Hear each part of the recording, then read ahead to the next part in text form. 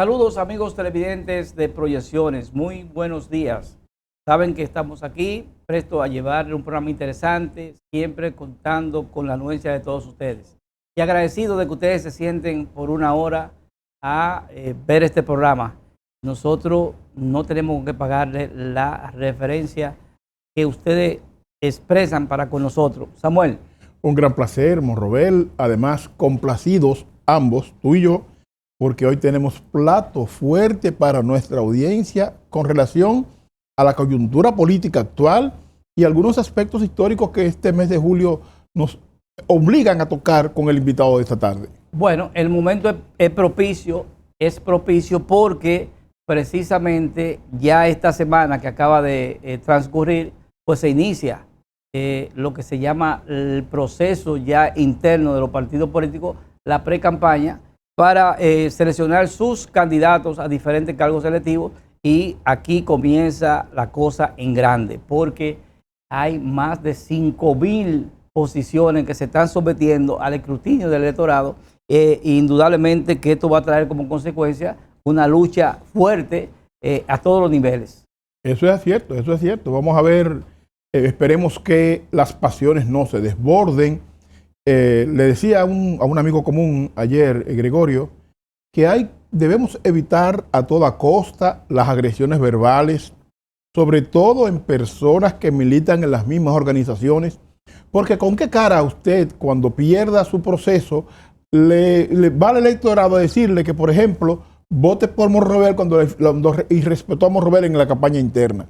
Es evitar que las pasiones vayan más allá de la lógica y que lleguemos al irrespeto, al maltrato, a la agresión. ¿Sabes por qué necesita una constitución en los países? Necesita una constitución porque es la constitución la que establece claramente el marco jurídico donde todos debemos de acogernos y so pena de que se nos sancione. Entonces, en un partido, los aspirantes lo que tienen es tratar de buscar la manera de respetar los reglamentos, las reglas establecidas, y yo creo que de esa forma, porque se va a perder o a ganar. Nadie puede pretender que va a ganar obligatoriamente. Samuel, usted dijo que tenemos un invitado de lujo. Claro. Él es José Miguel Soto Jiménez. Él es el general o general, porque ese cargo nunca se quita, Soto Jiménez, y con él vamos a tratar algunos aspectos y precisamente ayer lo vimos. Yo cuando vi a Leonel hablando ahí, yo veía a Soto Jiménez detrás. Yo no sabía que Soto Jiménez estaba jugando un rol importante con relación a ese acuerdo que se firmó ayer con Ubiere. General, ¿cómo se siente? ¿Cómo se siente usted y cómo percibe ahora mismo el escenario político? Bueno, lo primero que debo decirles, y no por un intercambio de cortesías y gentilezas que se estilan en estos casos, es decirles que estoy muy complacido. Es una invitación que he deferido con mucho gusto y junto con ella entonces enviar y darle a ustedes dos y después a toda la audiencia un saludo, primero muy dominicanista, segundo muy pueblista y tercero muy leonista, a toda la comunidad de esa dominicanidad viva, viviente, que vive en el área no solamente de Nueva York, sino de todos los Estados Unidos y, por qué no decirlo, también del mundo. Entonces, ese saludo, y lo envío más allá de la formalidad que ya dije que se acostumbra en estos hechos. Yo tengo una gran admiración personal por esa dominicanidad que late, que vive, que trabaja en los Estados Unidos. General, hace unos días se cumplieron 99 años, el 12 de julio, de lo que algunos historiadores consideran la salida de las tropas norteamericanas del país a producto de la primera ocupación militar, y lo que otros consideran que no fue una salida propiamente dicho, sino más bien la legitimación del acuerdo Hughes-Peinado, y que eso no necesariamente provocó la salida de las tropas. ¿Considera usted, como historiador general, que hubo desocupación el 12 de julio del 24 o simplemente fue una ocupación velada de una forma distinta? Bueno, fíjate, no sin antes responder tu pregunta, responder tu primera inquietud. Tú me preguntaste cómo estaba el panorama político Correcto. de la República Dominicana y entonces yo debo respondértelo, ¿verdad? Y debo decirte que pasaron unos eventos precisamente en la Gran Manzana que hay que destacar y lo destaco, no solamente con fines de proselitismo ni hacerme el simpático, sino porque me llamó mucho la atención que en tanto las actividades, no solamente en La Mayor, en Armory, Arenas, sino las demás actividades, están cónsonas con lo que está pasando en la República Dominicana con respecto al proyecto de poder de la fuerza del pueblo bajo el liderato del presidente Leonel Fernández. Y hacerte también una salvedad porque tú lo dijiste, porque ustedes lo dijeron en el proemio de su espacio, que miren, fíjense, yo quiero que ustedes estén conscientes de que la política es la principal, vamos a usar un anglicismo, el principal hobby de los dominicanos en la política. Y quiero referirle sobre eso que tú decías, siempre ha sido muy vehemente, a veces demasiado quizás lo vehemente. Y yo quería decirle que, contarle una breve anécdota para que ustedes sepan, no muy larga, sino breve, pero que ejemplariza lo que ustedes están señalando. Miren, esa vehemencia con que el dominicano asume la política tiene un evento importante que fue a principios del siglo XX, después del ajusticiamiento del dictador Ulises Seró. Resulta que hubo un embajador norteamericano, un enviado norteamericano, de apellido Sullivan, que le llamaba mucho la atención y le preocupaba por diferentes razones, no como persona, le preocupaba a los Estados Unidos el problema de la inestabilidad política. Señores, había gobiernos que duraban 48 horas y 24 horas, Correcto. sobre todo después de la muerte del presidente Moncáncer en 1911. Entonces, señores, a veces dicen que nosotros no hemos progresado muchísimo, porque los partidos políticos en esa época tenían cada uno su ejército, una banda de hombres armados, y las elecciones no tienen la connotación que tenían hoy. La lucha política se hacía con las armas en las manos. Y entonces, eso me recuerda a la famosa frase aquella de Mao Zedong, que decía que el poder nacía de la boca de los fusiles, pero en democracia no. En democracia nace de la boca de las urnas, en democracia. Y fíjate, y yo creo que hemos llegado a esa alternativa, felizmente, por muchos antecedentes indeseados e indeseables. Pero la anécdota es la siguiente. Sullivan, que no era un embajador de carrera, un diplomático de carrera, llegó a la República Dominicana, al estudiar la República Dominicana. Entonces él vio lo que nosotros estamos discutiendo hoy, la vehemencia con que el dominicano asume su pasatiempo favorito. Que no traería incorrecto decir pasatiempo. Y entonces se le ocurrió que la única forma de corregir eso para que fuera viable, no por simpatía con la República Dominicana, sino por la deuda que nosotros habíamos constituido como país en el siglo, a finales del siglo XIX, y que finalmente los Estados Unidos, los tenederos de bono, compraron en los mercados europeos para asumirla. Pero esa deuda era impagable porque el Estado era inestable, no había continuidad del Estado. Y precisamente lo que nosotros llamamos de forma folclórica la guerra de la montonera en los tiempos de Concho Primo, entonces no permitía que nosotros honráramos nuestros compromisos comerciales. Entonces a él se le ocurrió que la solución de eso era introducir el juego de pelota o el béisbol en la República Dominicana, que él sabía que ya despertaba grandes pasiones en su país, en los Estados Unidos, y entonces eso sería un sustituto de esa pasión primordial que tiene el dominicano. Ya dije, y ya yo dije en esa época, bajo qué tenor, el tenor armado, el tenor de la violencia. Y entonces la introdujo. El primer juego, cuando él llegó, que se jugó, que él trajo los equipos y trajo todo, se jugó en Montecristi, por donde él entró. Y después se jugó en Puerto Plata y después en Santiago. Pero yo quería decirle una cosa, que es el corolario, para no agotar nuestro tiempo sobre eso, sino de aprender de las enseñanzas que se deriva de eso. Que yo digo que Sullivan tuvo un éxito regular, porque al término de todo este tiempo y de todo lo pasado y de todo el tiempo y eventos transcurridos, señores, ahora el dominicano ya no tiene un solo pasatiempo, que era la política, sino que tiene dos: la política y el juego de pelota. Y dos pasiones. No, dos pasiones. Esas son, no solamente son dos pasiones. Esas son las dos pasiones del dominicano. Correcto. Bueno, eso ha tenido gradualidades dependiendo de los periodos y el transcurrir de la historia.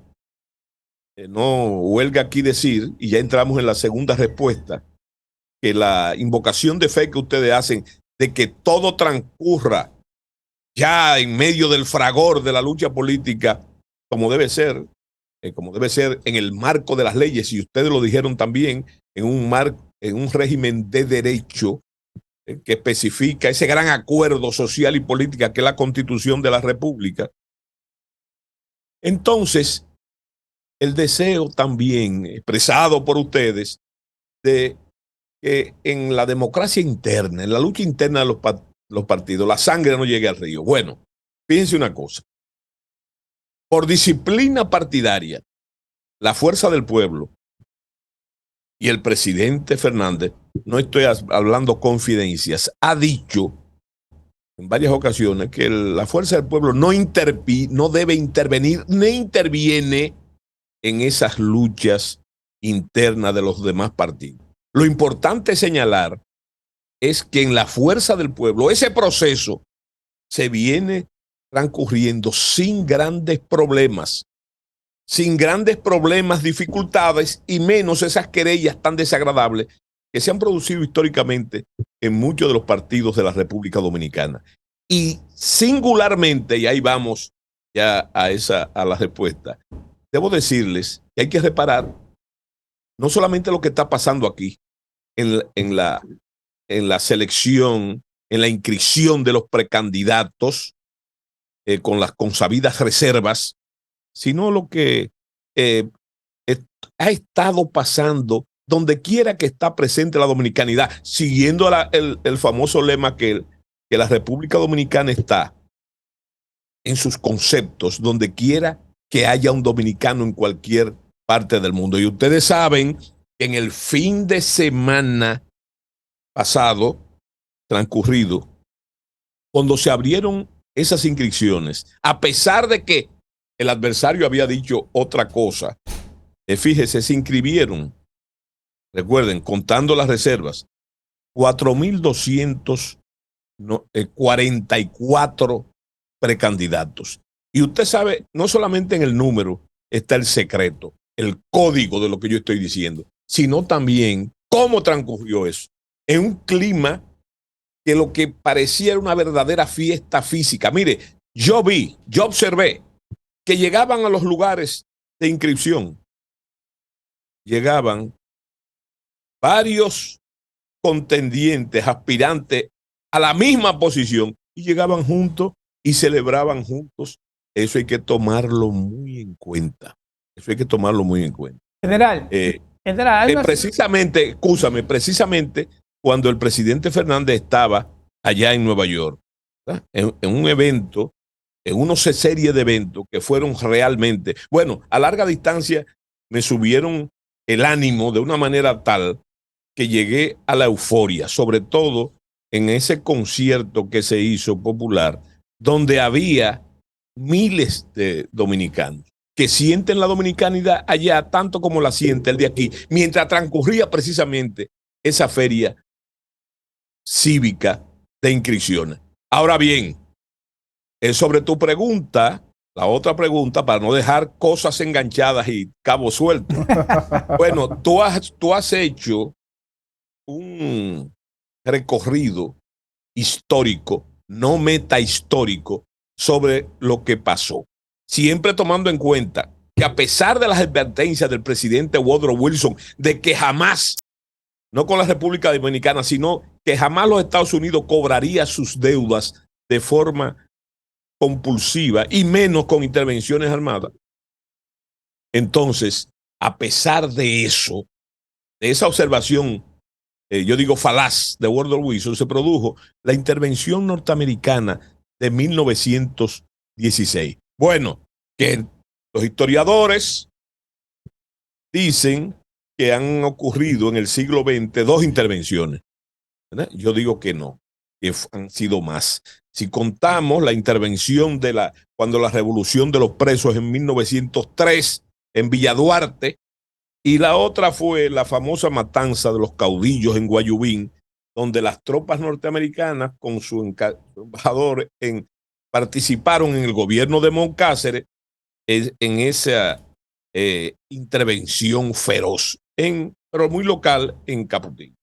Pero yo quiero decirles a ustedes, esa secuencia que ustedes hicieron histórica, hay que darle algunos tips para que se comprenda lo que ustedes están diciendo. Lo primero es que la condición, y estoy de acuerdo, que fue un resultado del acuerdo Hughes-Peinado, y cuando hablo de Hughes-Peinado estoy hablando no de Mozo, que fue presidente, sino de Pancho, don Francisco J. Peinado, que correcto, un caudillo cívico y un abogado ilustre que pudo transaccionar bajo ciertas condiciones la oprobiosa presencia de los norteamericanos en el territorio nacional. Y esa condición fue en las elecciones de 1924. Esa es la condición, que se produjeran elecciones libres, regulares, para la desocupación. Y fíjate qué interesante, los dos candidatos eran Francisco J. Peinado y el otro era Horacio Vázquez. Naturalmente, esa desocupación y esos resultados quedaron traumados. Fíjate que no te estoy diciendo tramados, porque el general Horacio Vázquez, él había sido parte del problema y parte de un general de machete que fue, figura principal junto con Moncáceres del ajusticiamiento de Ulises Geró en Moca.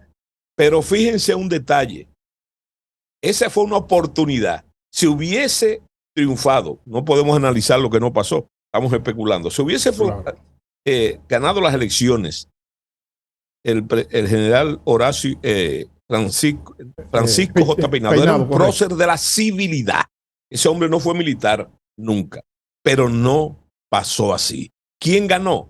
Ganó el general de machete y ganó Horacio Vázquez, porque por esos intersticios de la historia, hay que decirlo, es una especie de chismografía histórica, pero testimonial, documental. El señor Somerwells, un enviado que llegó a ser secretario de Estado de los Estados Unidos en su momento, era muy amigo de Horacio Vázquez. Y entonces, qué bueno que fue así, aunque no, a mi entender, no debió ganar él, pero que fue un general de machete propio de la montonera y de la inestabilidad. Pero entonces sucedió, y viene al caso, que se produjo la desocupación porque se cumplió con ese acuerdo, con el acuerdo de esas elecciones libres. Naturalmente, ustedes sabrán, eso dio origen a lo que nosotros llamamos la Tercera República, y también dio origen, después de la pantomima heroica del 23 de febrero de 1930, dio origen también a una cosa que ustedes conocen, que fue la dictadura de Rafael Leonidas Trujillo Molina, formado y fruto de la ocupación militar de 1916. General, mire, usted se ha ganado un prestigio con su comportamiento, con su afabilidad, con su don de gente, con el respeto y reverencia hacia los demás. Y en el ámbito político electoral, usted también tiene un peso específico. A usted se le reconoce como una persona cercana a Miguel Vargas, a Hipólito Mejía, y en cierto modo, ¿por qué no decirlo? Hasta el presidente de la República, Luis Abinader.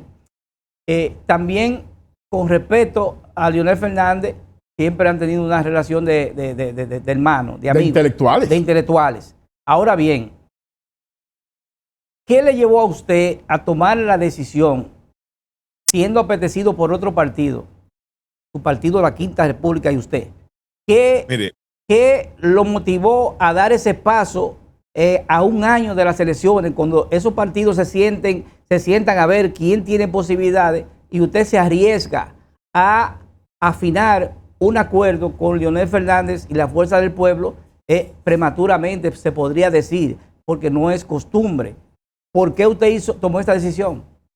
Muy bien. Bueno, lo primero que déjame hacerte, en función siempre de la clarividencia y de la claridad histórica.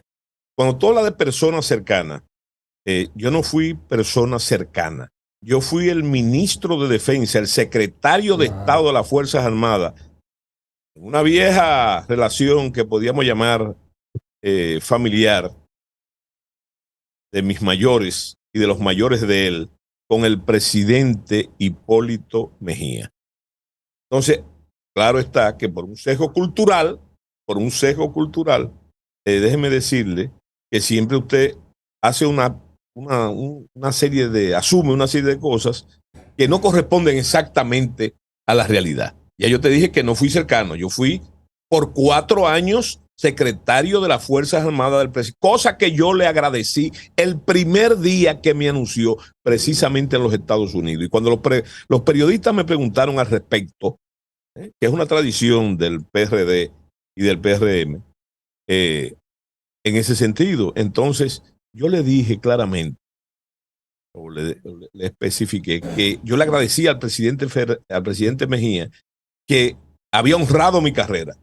No que se había inventado mi carrera, que la había honrado con esa designación, pero que también le había puesto fin, porque yo tenía la firme decisión, por haber estudiado lo que es su carrera, que yo no ocuparía después de ella ninguna otra posición. Ahora bien, ¿qué es lo que hay que aclarar? Que esa lealtad, hablando de lealtad, no estoy hablando de fidelidad, fieles son los animales, la lealtad es algo racional, obligada, fomentada por la amistad, pero establecida por la Constitución de la República ante el jefe supremo y el comandante jefe, de ninguna manera, compromete la adhesión política. Porque, como podría yo decir hoy, precisamente, a mí nadie me escoge mis amigos. Ahora, en este caso no es asunto de amistad, es asunto de lealtad institucional, ¿verdad? Y parece que esa lealtad fue sumamente potable, porque no solamente porque me designó, y hay que preguntar al presidente por qué me designó, para no especular, sino hay también que señalar que me dejó 4 años. Se ve que mi trabajo fue aquilatado, sopesado en esa función que yo estoy diciendo. Bueno, ahora pasamos, dicho esto, pasamos al caso del ingeniero Miguel Vargas. También hay que conocer, porque esa cercanía viene de la juventud. Aunque él dice que yo soy más viejo que él es mucho más viejo que yo. Y entonces resulta que en la capital de esa época de nuestra adolescencia, era casi imposible que no nos tropezáramos y hiciéramos amistad. Bueno, pero no es asunto de amistad tampoco la cercanía que tú llamas. Si tú buscas en los periódicos, si buscas en las memorias de las medias, resulta que precisamente cuando comenzaba el tercer gobierno del presidente Leonel Fernández, la Quinta República, en una rueda de prensa pública, propuso una gran alianza de la oposición, siempre una alianza propositiva, no negativa, y lo puedo explicar eso también, y atípica, porque esas alianzas siempre se hacen en los momentos electorales. Yo propuse esa alianza cuando comenzaba el gobierno. Bueno, y entonces también propuse que en esa época, señores, tomen las diferencias de las circunstancias. Yo propuse que esa alianza debía encabezarla el Partido Revolucionario Dominicano, porque era el partido de oposición mayoritaria. Con un documento, entonces, el ingeniero Miguel Vargas me respondió aceptando esa sugerencia, y entonces eso que tú llamas cercanía fue un acuerdo político, eh, bajo esas premisas, y se hizo un acto para ese acuerdo político. Yo no ingresé nunca en el PRD, ni cuando el presidente Mejía, ni cuando el presidente, sino que he militado siempre, hasta hace unos meses, en mi organización política, la Quinta República. Ahora bien, resulta que en esta circunstancia, ahora, es interesante, lo más interesante que tú has dicho, es sobre mis relaciones y mi cercanía con el presidente Fernández, que fueron siempre, por mucho tiempo, no siempre positivas, políticamente hablando. Porque una de las calidades que tiene y cualidades que tiene el presidente Fernández es su don de gente y su decencia. Siempre, y en ese caso también, en reciprocidad, yo nunca, en todo el tiempo que lo adversé, me pasé de la raya nunca, o entré en asuntos personales. Ahora bien, lo que ha pasado ahora, que es la base de tu pregunta, tiene muchas circunstancias. La primera circunstancia es que yo, en pleno derecho de mis facultades como ciudadana, no como militar, nunca he podido ser neutral, ni jugar a la neutralidad, y mucho menos indiferente a las graves situaciones que está pasando la República Dominicana, porque es muy bueno sumergirse en el discurso político, pero vamos a hablar del alto costo de la vida, vamos a hablar de la inseguridad que está viviendo la República Dominicana, vamos a hablar del tema haitiano. Entonces, señores, ante esa situación, no fue un asunto pasional ni un acuerdo de aposento. Simplemente, ni nadie me convenció, ni nadie me sedujo.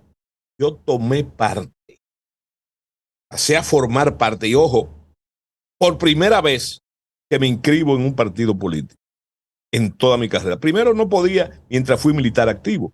Y segundo, ¿verdad?, que después pertenecía a mi organización política hasta el día de ahora. Y lo hice también, ya yo te dije, por una serie de razones. Señores, miren, los invito, si no lo han visto, que lean un artículo de hace unos días. Y eso es un detalle importante de lo que está pasando en la política en la República Dominicana, que no es parte de ese fragor del que ustedes hablaban. Señores, hay una joven periodista que yo realmente no conozco, se llama Yudelka Mejía. No, Domínguez. Yudelka Domínguez. Fue primera plana del periódico El Listín Diario. Así como la Fuerza del Pueblo hace hincapié, entre otras muchas cosas, de las 4 grandes dificultades que está viviendo la población dominicana, sobre todo el país grandote, del que no tiene nada, del 70% de la población. Entonces, esa Yudelka menciona 11 servicios primordiales, 11 primordiales, que funcionaban, no que funcionaban bien, que funcionaban, pero que ahora están en crisis, esos servicios. Eso es parte de lo que está pasando y es una de las razones. Sobre todo también en mi caso, yo no podía quedarme de brazos cruzados y desmentirme 50 años de afirmación que ha sido mi tema, el tema mía como ciudadano, que es la defensa de la soberanía nacional. No podía dejarme cruzar de brazos. Y yo pienso, sostengo y creo y sigo creyendo que el gobierno no solamente que ha manejado, es que hay un doble discurso. Hay un doble discurso. Y la gente le llama con la diferencia con el sistema internacional. No, es contra los Estados Unidos y contra Canadá, frente a Canadá y Estados Unidos, que están empeñados por razones que hay que. Yo tengo mi teoría en violar la soberanía nacional. Y el presidente Fernández ha hablado de eso también. Él habló cuando se le preguntó de eso. Es que, por cierto, que los periodistas que a veces son especialistas, y qué bueno que sea así, yo estoy familiarizado porque fui militar y militar de fuerzas especiales con las emboscadas. Entonces le dijeron una serie de cosas que pasaron en su gobierno y una serie de respuestas con ese tema. Y entonces le dijo, bueno, lo primero es que no es la misma situación, porque en Haití, y eso hay que tenerlo muy en cuenta, cuando el presidente Fernández estaba gobernando en su último periodo de gobierno, señores, Haití era un estado fallido. Yo dije en Nueva York una vez, no en ese caso, yo dije que Haití no era un estado fallido, era un estado fuñido. Ahora bien, ¿qué es lo que sucede ahora? Que dice el presidente Fernández, y yo sostengo, y lo he dicho siempre, que la situación de Haití ahora mismo es que no hay Estado, no hay Estado. Y eso representa un problema para entender lo que estamos diciendo, porque si no hay Estado y no hay Estado legítimo y no hay control de la población, ni control territorial, ni control del monopolio legal de la violencia en Haití, señores, tampoco puede haber la argumentación de una estrategia. Lo que pasa es que la estrategia, esa estrategia de la lástima, esa estrategia contra la soberanía de la República Dominicana, no está precisamente en Haití, está en la diáspora multimillonaria haitiana en los Estados Unidos y en Canadá, y también apoyado por ciertos sectores que ustedes conocen mejor que yo, ¿verdad?, de la izquierda liberal del Partido Demócrata. Entonces, esa situación también fue una herramienta para tomar mi decisión. Porque ¿qué íbamos a hacer? Según atendemos el discurso del presidente de la República, don Luis Abinader, ¿qué vamos a hacer? Esa frase que se ha dicho tanto, que el problema de Haití no se puede resolver en torno a la República Dominicana, lo ha dicho el presidente, fundamentalmente al tiempo que pide una intervención de las organizaciones internacionales en Haití. ¿Qué vamos a hacer? Esperar que eso suceda. Es que eso está pasando ya. La República Dominicana tiene un gran problema, no es que va a tener un gran problema, y está expresado precisamente en la cantidad de inmigrantes ilegales que tenemos y que se está tragando, además de que se está solucionando el problema acucioso de Haití a costa de nosotros, a costa de los dominicanos. Señores, también se está tragando los logros de la democracia dominicana que tanto le ha costado a la República Dominicana en los últimos 62 años, que tanta sangre y sacrificio y heroísmo le ha costado a la República Dominicana.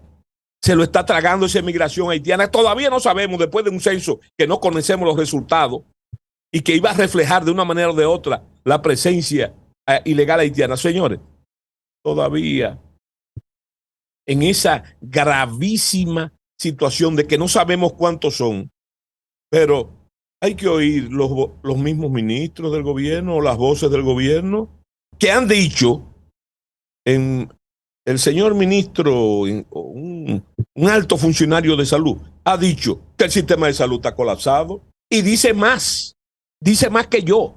Él dice que está colapsado por la presencia haitiana. El 30%, y también lo han dicho entidades que no son la oposición, el 30% del presupuesto de salud se lo están tragando los haitianos. Y cualquier comparación que se haga, no, pero eso es viejo, es un asunto viejo que ha pasado en todos los gobiernos. Sí, pero hay que ver el número. Hay que ver el número. Se habla tímidamente de 3 millones de ilegales haitianos. Yo pienso que es más. Yo creo, suspicacia, y cibaeño al fin, tengo la suspicacia de que el censo debió ser articulado, manipulado, para bajar ese número.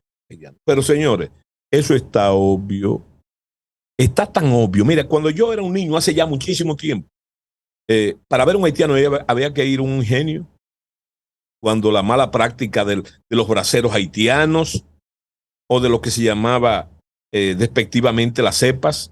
Pero señores, pero ahora lo único que usted tiene que ver, para ver muchos haitianos abrir la puerta de su casa por la mañana, o salir Esa es la situación. Entonces, esa es la situación que yo creo fervorosamente. Estoy convencido porque si no, no tuvieran la fuerza del pueblo, ni siquiera el presidente Fernández, que él está en la disposición y sabe cómo hacerlo, resolver ese y otros problemas. Como decía un pensador norteamericano, el mal juicio viene de la experiencia y la experiencia del mal juicio. Y ese es el maridaje que se está dando en la fuerza del pueblo con su líder. Es una combinación de la juventud en la dirigencia media y aún arriba en la alta dirigencia que se está dando con la experiencia que yo quiero ponerle al presidente Fernández, no la experiencia de haber sido 3 veces presidente de la República por el voto popular y además por tener las calidades, el conocimiento precisamente adecuado para manejar esa situación.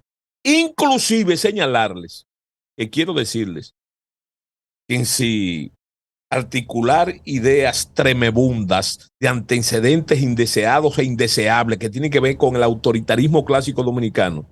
Déjeme decirle, a mí no se me ocurre personalmente, como ciudadano, y ahora como miembro de la Fuerza del Pueblo, a mí no se me ocurre de ninguna manera una persona más ideal para manejar el sistema internacional que el presidente Fernández, porque eso es una de sus armas, y lo ha sido de que era dirigente político del viejo partido, siempre fue esa su inclinación, y después como presidente en las 3 ocasiones, no solamente ocupó, y Nueva York es testigo de eso, ocupó las posiciones de los organismos internacionales, que muchas de ellas estaban abandonadas por el descuido o por un punto de vista muy particular del doctor Joaquín Balaguer sobre esos organismos internacionales. El presidente lo ocupó.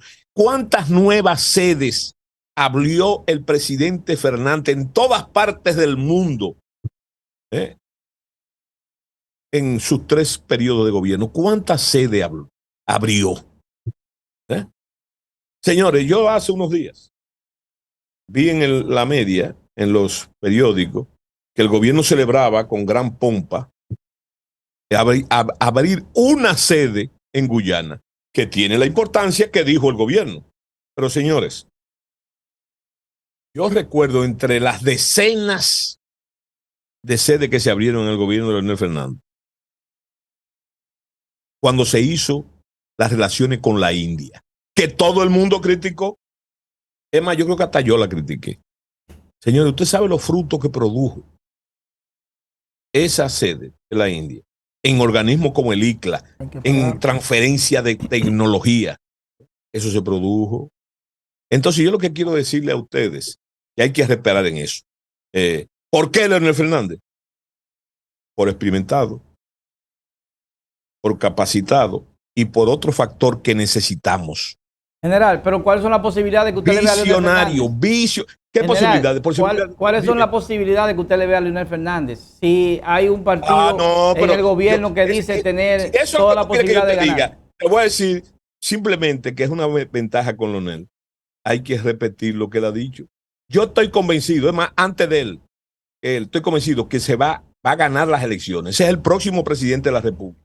Y se va a ir, aunque ese es el dolor de cabeza para mucha gente, se va a ir en primera vuelta.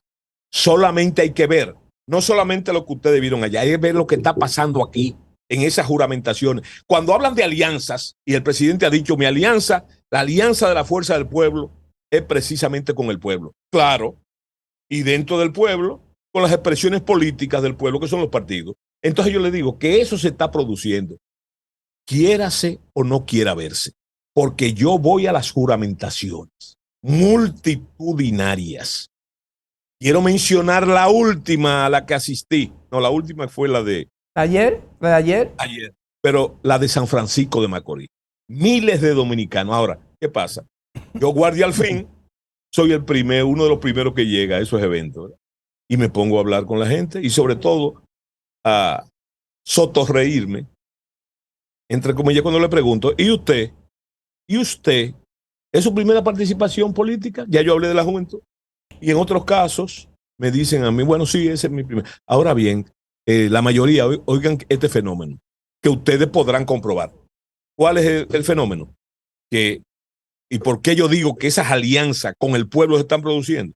Porque el origen de esos militantes, de esos simpatizantes y hasta de dirigentes son de partidos, básicamente, del viejo partido, como es natural, sin sonsacar a nadie, ni comprar a nadie, porque se está fuera del poder.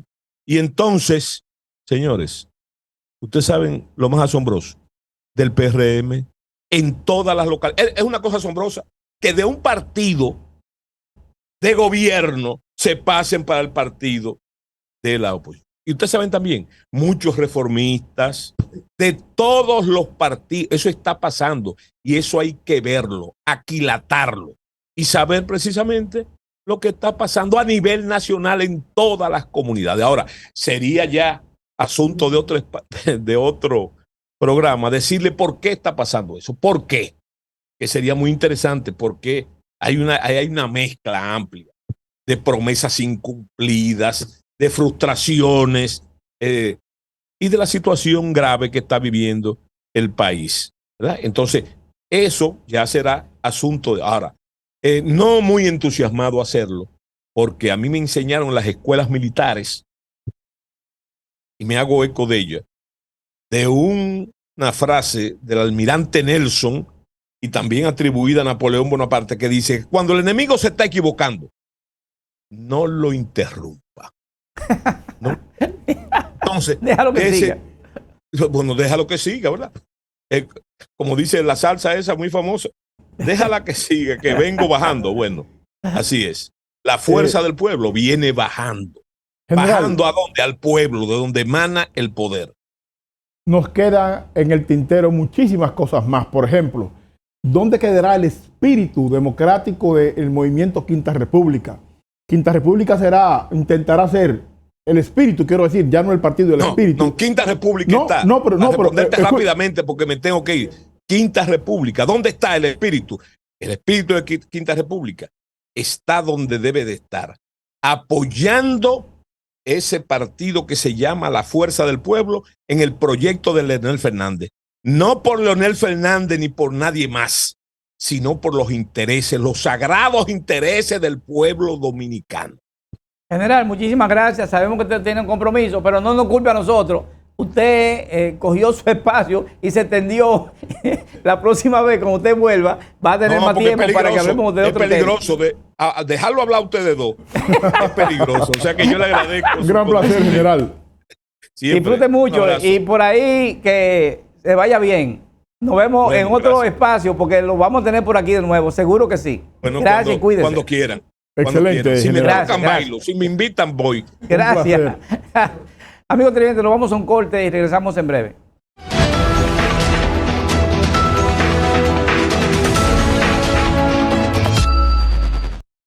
El Mayimbe de la bachata soy yo, pero el Mayimbe de los implantes, míralo ahí, el doctor Collado, el que sabe de esa vaina. Nadie sabe como el doctor Collado, se lo digo yo.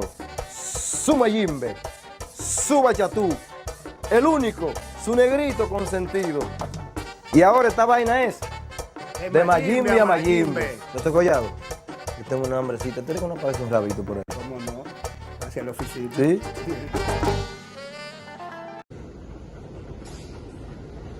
Soy dominicana y resido en la ciudad de Nueva York. Todos los días utilizo el metro para llegar a mi trabajo, ya que es un medio de transporte económico y eficiente.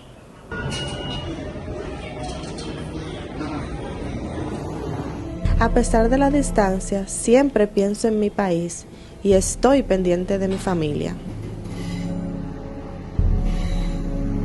Este viernes tengo que mandarle dinero a mi madre, porque la situación en nuestro país está muy mala. Mucha delincuencia, promesas incumplidas y todo caro.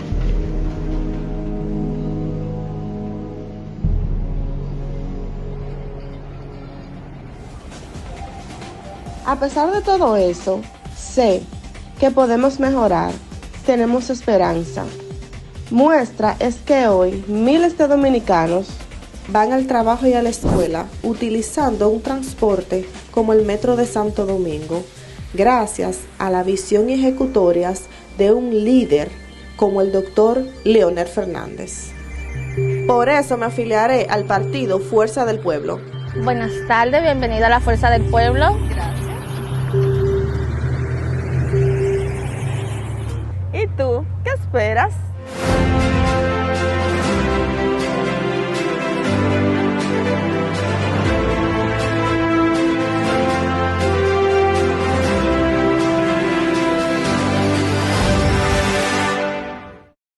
Saludos mi gente, soy Idanis Rodríguez, comisionado del Departamento de Transportación de la Ciudad de Nueva York. Les pido a todos los choferes que por favor tomen todas las precauciones necesarias para proteger a los peatones y a aquellas personas que andan en bicicleta. Las cosas pasan rápido en la calle. Su velocidad le puede parecer lenta al manejar, pero si atropella a alguien, es espantosamente rápida. Conductores, estén pendientes de los peatones y ciclistas y al doblar reduzca la velocidad a 5 millas por hora. El exceso de velocidad arruina vidas. Reduzca la velocidad. Hola, soy Coco Cabrera, 30 años viviendo en Nueva York. Y en esta ciudad, tener un carro es más caro que pagar un taxi. Por eso mi familia y yo preferimos, a la hora de ir a una cita médica, un aeropuerto u otro lugar, los servicios de First Class. Sus choferes son amables y siempre están a tiempo. Si llama por teléfono o usa su aplicación, dan un servicio rápido y eficaz. Por eso y más, yo recomiendo a todo el mundo First Class, 212-304-1111. Gregorio Morrobel, precandidato a diputado, circunscripción 1 del exterior. Gregorio Morrobel nació el 24 de diciembre de 1956 en Quima, Bajo la Vega. Años más tarde, en 1963, se trasladó a Santo Domingo junto a su familia, estableciéndose en el barrio Villas Agrícolas del Distrito Nacional.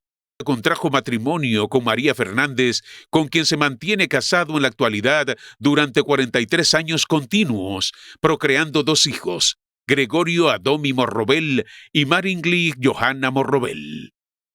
Concluyó sus estudios secundarios en el Liceo La Fe del ensanche que lleva el mismo nombre en el Distrito Nacional. Licenciado en Ciencias Políticas con especialidad en Estudios Sociales de la Universidad Internacional del Atlántico, con sede en el estado de la Florida.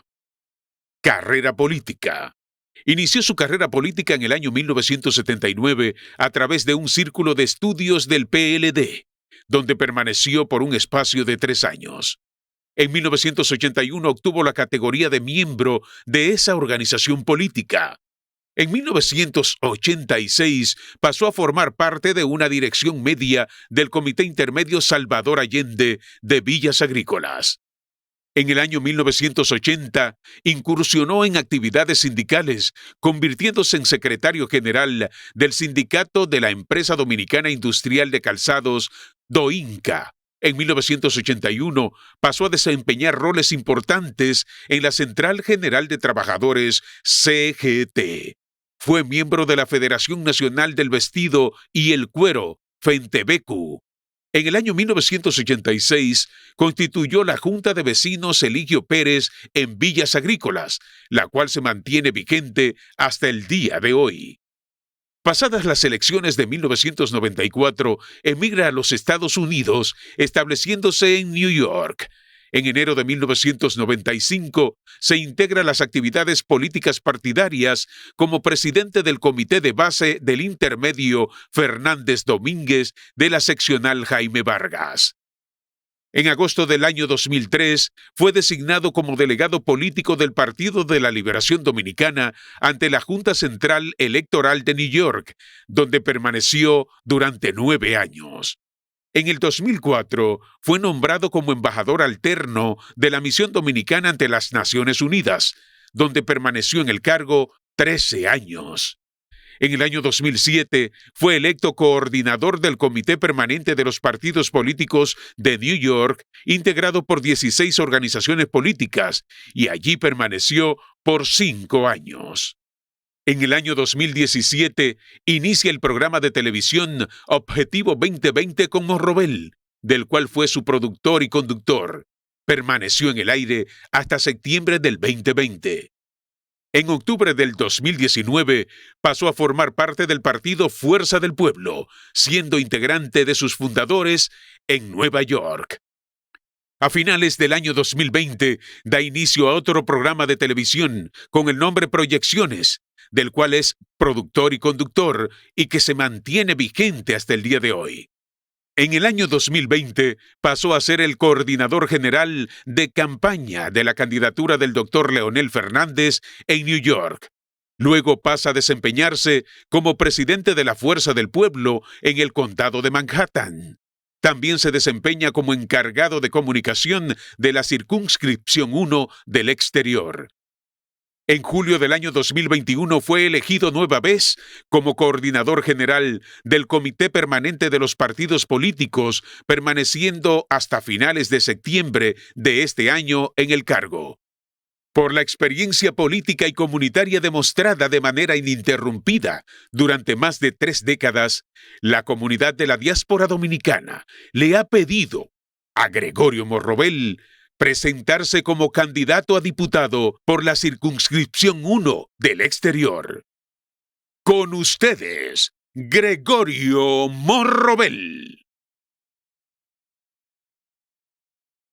Gracias, amigos televidentes, por continuar con nosotros. La verdad es que agotamos un espacio importante, Samuel, con Soto Jiménez. Indudablemente que ahí hay recursos. No, estamos hablando con un intelectual sólido. Lamentamos que él tuviera tiempo limitado, tan poco tiempo, porque con Soto Jiménez hay muchas cosas de qué hablar en términos políticos, históricos. Es una persona con una solidez intelectual impresionante, pero además fue el primer jefe de las Fuerzas Armadas que permitió que fuerzas políticas adversas al gobierno de turno participaran en la formación de los militares.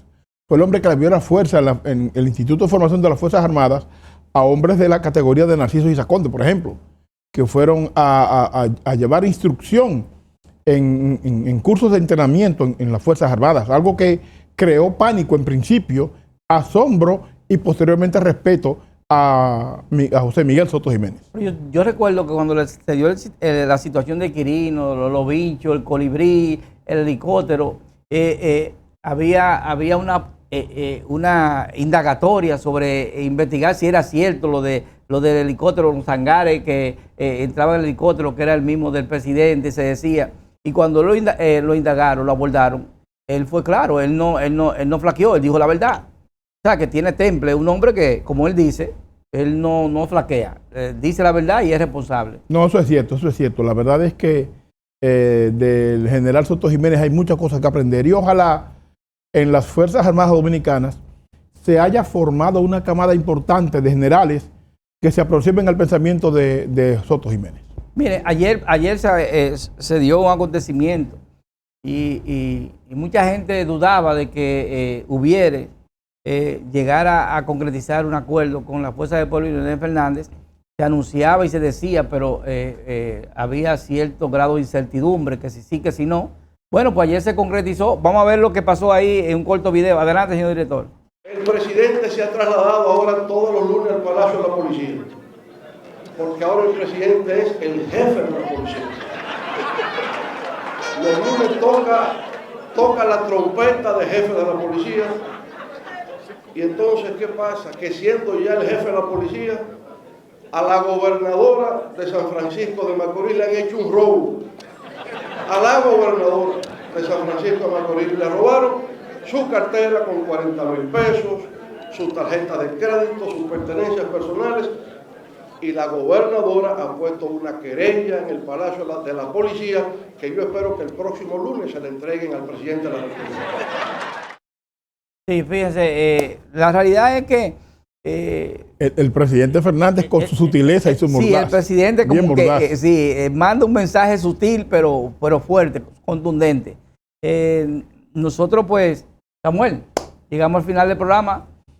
Nos quedan muchas cosas por tratar, pero la semana próxima habrá más tiempo.